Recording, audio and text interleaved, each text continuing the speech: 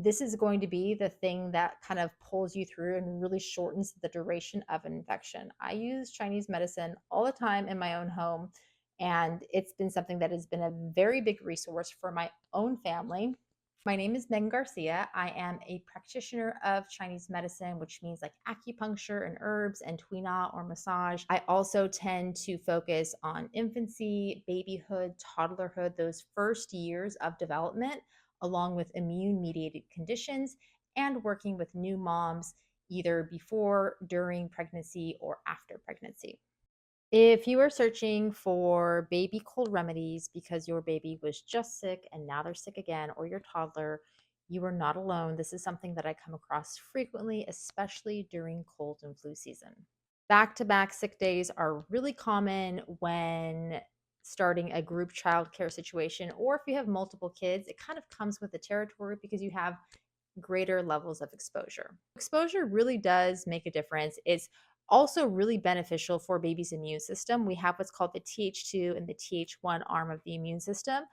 Being sick activates the Th1 arm of the immune system, and this creates balance. The Th2 arm of the immune system is responsible for an overactive immune response, for example, allergies. So we want that kind of balance to happen, and getting sick is part of that. This is why the hygiene hypothesis is really kind of top of mind when talking about allergy, such as eczema, food allergies, and asthma, and rhinitis or runny nose. Still, we can speed up recovery and shorten the duration of when your little one is sick, and also lengthen that time between different infections. In this video, I'm going to walk you through why this happens in the first place, and also some tips not only to support your baby or your toddler, but also some of this can be applied to your entire family and yourself as well. Here's the reality that most parents are not told, and it's that a baby or a child can have up to 12 viral infections each year. This doesn't mean that their immune system is weak. It means that it's new and it's still developing. The really hard part is hearing your little one cough through the night, or seeing them throw up because they're coughing so much, or they can't catch breath, or they have a fever or ear infection, which can be really painful. And so part of what we want to do is make sure you're resourced enough to where you know how to manage that. Antibiotics are good for bacterial infection, but when it comes to a viral infection, they're not going to solve the issue unless there's also a bacterial infection with that viral infection. Something that's easy to forget is that the immune system can be fighting more than one infection at the same time.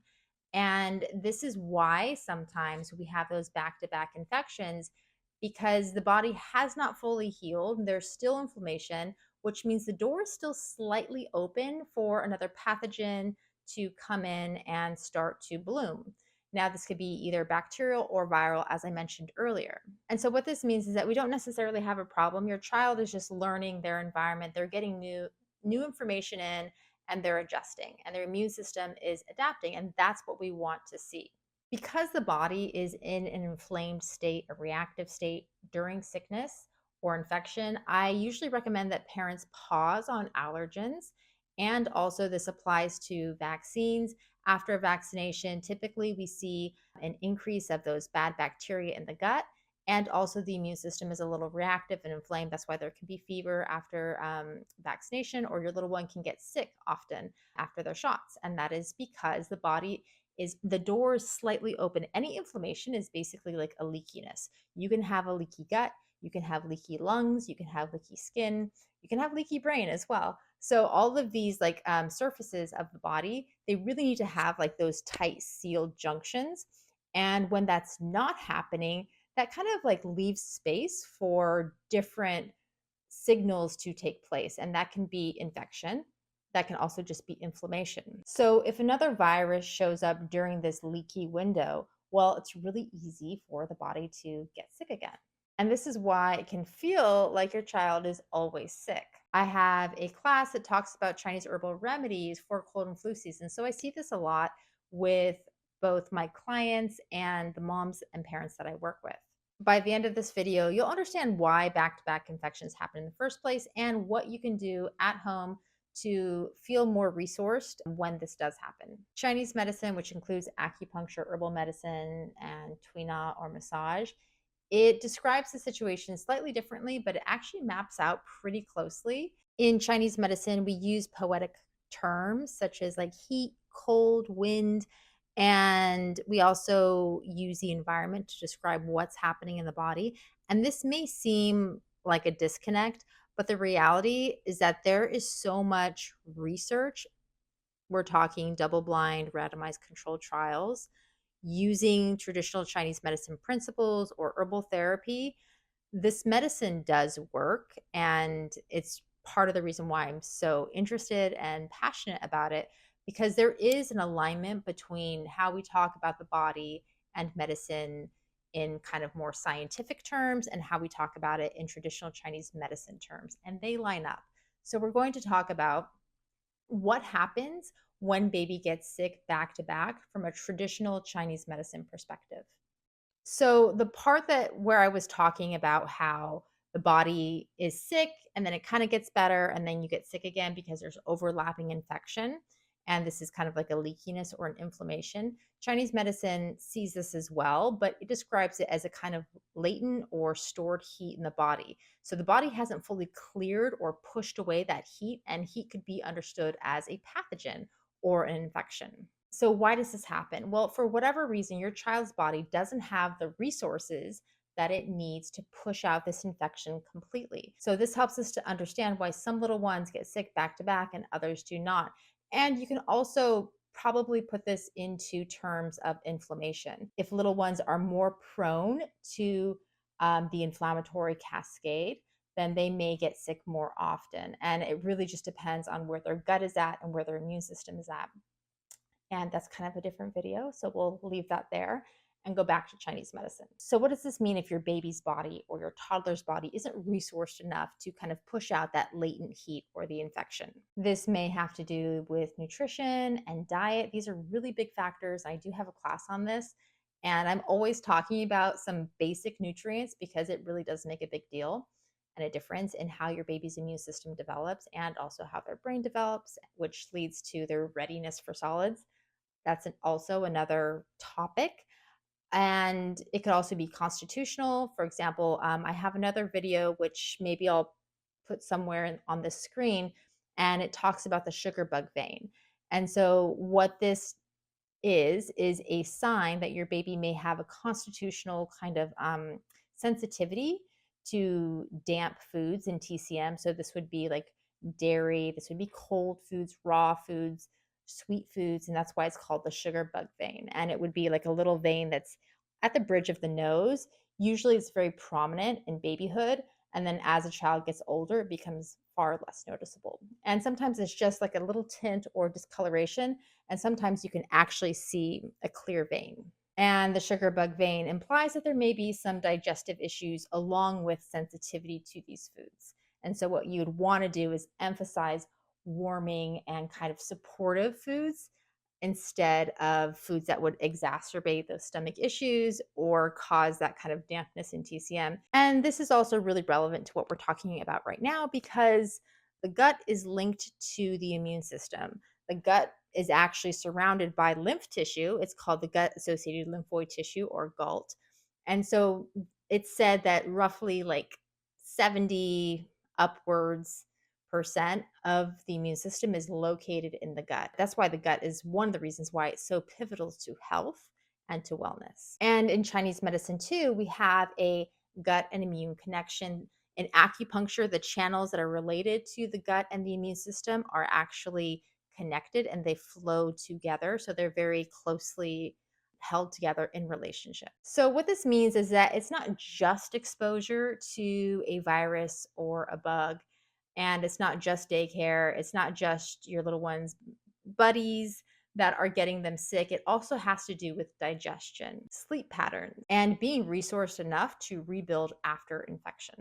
And again, that means calming or dampening down that immune response and having adequate nutrition and sleep to do that. The rebuilding phase after your baby gets sick can be pretty simple for babies and young kids after they're sick or after antibiotic therapy. This is not the time for like cold smoothies or popsicles, ice cream, or even raw dairy, as much as raw dairy can be amazing. Any kind of dairy is what's called damp, and raw dairy, especially, is more damp. You could do goat dairy. Goat dairy is a little bit warmer in nature. So that's an alternative. Definitely not soy. Soy is very cold in Chinese medicine. Essentially, warm and easy to digest foods help to promote gut motility. Gut motility is what moves the food through the body and out the body. Being well nourished and having things move through the body appropriately helps to keep the immune system strong and resilient. Examples of these warming foods include soups and stews, cooked or baked fruit instead of raw fruit. You can also add baking spices to your foods, and this includes things like cinnamon, ginger, cardamom, also more pungent spices like mustard seed is really fantastic, green onion, curry powders. These are all really good for like more phlegminess. Liver pate cooked with like some nutmeg or allspice, fantastic. Why? Because liver is very high in vitamin A. It has a little bit of vitamin D, and it also has really absorbable forms of iron called heme iron. And this is really important because all that vitamin A is helping to support your baby's barrier systems. And again, the barriers are, the gut, the lungs, the skin.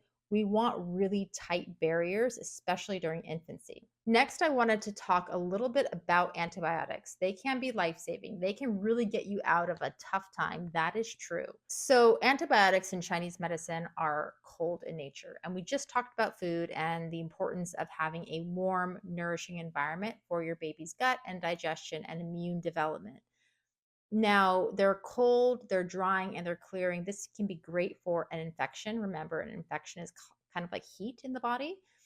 But if we don't clear the infection all the way, we have that latent heat or kind of a low grade infection that's still present. That's part of the problem. The other part of the problem is that because it's so cold, antibiotics can create kind of like a deficiency condition. And if parents don't know this, then they may be doing back to back antibiotics or not supporting recovery, as we just talked about. When we have this incoming cold, we really want to counterbalance that according to Chinese medicine principles so that baby doesn't get sick again. So, that rebuilding phase after antibiotic therapy, especially, it really needs support. Clinically, after antibiotics, I tend to see runny stools or loose stools. And guess what? In Chinese medicine, this is a sign of cold in the body. Usually, constipation is more related to heat. Loose stools is related to deficiency in cold. So, loose stools, runny diarrhea, sometimes there is constipation. And again, this could be due to kind of that latent heat, or it can be because your basically baby's body is so zapped, it is in that deficiency state. So it doesn't have the energy to move stool. So motility is affected, gut motility is affected. And so that leads to slower digestion. There's also a lack of appetite or reduced appetite, sometimes after antibiotic therapy, lingering coughs. And in general, kids seem more prone to a subsequent infection after antibiotic therapy. And this makes sense because antibiotics wipe out everything. And what is first to come back? Well, we know that bad bacteria with antibiotic resistant genes are the first species to return and come back into the body. This doesn't mean that antibiotics are a mistake, but what it does mean is that we want to really focus on recovery after antibiotic therapy. This means probiotics and the appropriate probiotics for a baby as well, which tends to be a lot of bifidobacteria. This means maybe being aware of histamine issues. It means a prebiotic, and it means incorporating those TCM principles of warming foods and diet. I'll also add that Chinese medicine is really effective against infection, especially viral infection. Again, this is heavily research backed. It's not just hundreds of years of clinical experience, which is amazing. But there's a lot of research that shows that specific herbs and herbal formulas, which are a combination of herbs, can help to really fight infection. Not only that, but Chinese medicine is amazing because while fighting infection, depending on what formula you use and for what situation, it's antiviral, it's antibacterial. But in some situations, it's also helping to keep energy levels up so the body has enough energy to fight that infection. Remember how I said that in cold or deficient conditions, it makes it harder to have the resources to not get sick again. And so TCM kind of has that balance. You could think of it as yin and yang, the symbol of yin and yang. There's that balance when in everything, in all things, but when approaching infection and when using herbal therapy in baby or in your toddler or child, this is something to consider and keep in mind. And I do have a class on how to use traditional Chinese medicine for common childhood infections like ear infection and cough, sore throat. Okay, so we cannot do this video without an honorable mention of a formula called Yuping Fensan. Now, this formula is something that I rely on quite a bit. It's called Jade Windscreen Powder. That's kind of like the translation. And it really deserves an applause because not only, again, is it heavily research backed, but it's also a formula that a lot of practitioners rely on and that I use quite a bit in my work with babies and children and parents as well. It does have a slight anti allergy effect, which is fantastic, but the main core use of it is for situations where one is getting sick over and over and over again. Basically, they're not appropriately resourced. And the other amazing thing about this formula is that it's only 3 herbs. The classic one is just 3 herbs. It's so simple and it's really quite beautiful because it kind of takes all the systems into account. And so I'm going to run through that really quickly. The first herb in Yuping Fensan is one that you may have heard about before. It's kind of a trendy adaptogenic herb and it's called astragalus root. It's very common. If you haven't heard of it, it is an herb that helps to kind of support gut function and the lungs in Chinese medicine. Now, because it's warming and because it's so what's called tonifying and strengthening, we actually don't want to use this when the body is already sick. Now, it does have antiviral properties, but in TCM, we would not use this when baby is sick or when you're sick because the idea is you want to vent the pathogen or kind of like get the infection out of the body. You don't want to trap it in. So, this is not something to use when you're already sick. This is an herb and a formula to use between infections when the body is just recovering, is through the infection, or when traveling, or when around a lot of people, or when starting daycare. This is when you would want to use this formula. And you can use it pretty consistently for a long period of time to just give you the immune system that little extra support. There's also an herb called siler root, and this is a what's called wind herb. And so you could think of it as an antihistamine a little bit. And again, it helps to protect the body from more of a exterior perspective. And then there's another herb called atractylodes root, and this herb is very warming for the gut and the digestion. And so we've got kind of like that gut immune axis really supported and bolstered, which helps to keep infection at bay. And I've had many parents tell me stories about how they're traveling and everyone's sick and their little one doesn't get sick because they're using this formula, whereas before they used to get sick all the time, etc. I've heard many stories like that. So this formula is available through many brands. And again, it's called Yuping Fensan or Jade Windscreen Powder. And I just want to run through some quick rules when using this formula so that we're really clear and we're on the same page. Number one is we do not use this during an acute infection. And this is when the infection is just starting. And when you're kind of in the thick of it, we do not want to use this formula. That is not what it's for because according to traditional Chinese medicine, it will trap the infection in the body. And again, we want to vent and release the infection. So we don't do that. For the same reason, we do not want to use this formula during a course of antibiotics. We actually just want to get in there, use the antibiotics, clear out whatever we need to clear out. Then we can follow with more warmth and support.